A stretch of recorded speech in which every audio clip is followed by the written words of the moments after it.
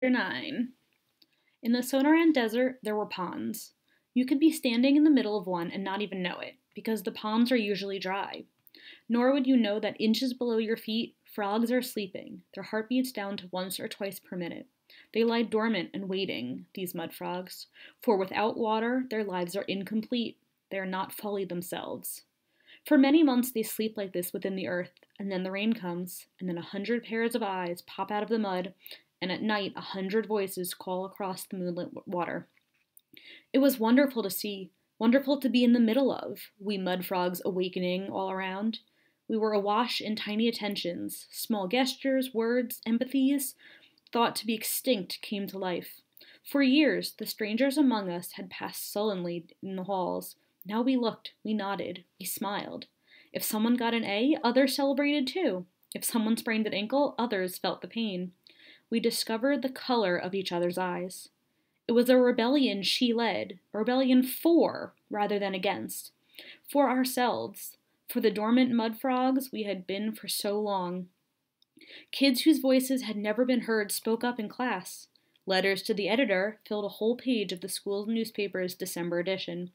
More than 100 students tried out for the spring review. One kid started a camera club. Another wore hush puppies instead of sneakers. A plain, timid girl painted her toenails Kelly green. A boy showed up with purple hair. None of this was publicly acknowledged. There was no PA announcements, no TV coverage, no headlines in the Micah Times saying, MAH students astir, individuality erupts. But it was there. It was happening. I was used to peering through the lens, to framing the picture, and I could see it.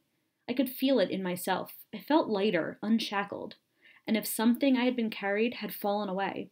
But I didn't know what to do about it. There was no direction to my liberation. I had no urge to color my hair or trash my sneakers. So I just enjoyed the feeling and watched the once amorphous student body separate into hundreds of individuals. The pronoun we itself seemed to crack and drift apart into pieces. Ironically, as we discovered and distinguished ourselves, a new collective came into being, a vitality, a presence, a spirit that had not been there before. It echoes in the rafters of the gym, "Go electrons!" It sparkled in the water fountains. At the holiday assembly, the words of the alma mater had wings. "It's a miracle," I gushed to Archie one day. He stood on the edge of his back porch. He did not turn. He pulled the pipe slowly between his lips. He spoke as if the senior cigarro were to the blazing mountains beyond. "Best hope it's not," he said. "The trouble with miracles is, they don't last long. And the trouble with bad times is, you can't sleep through them."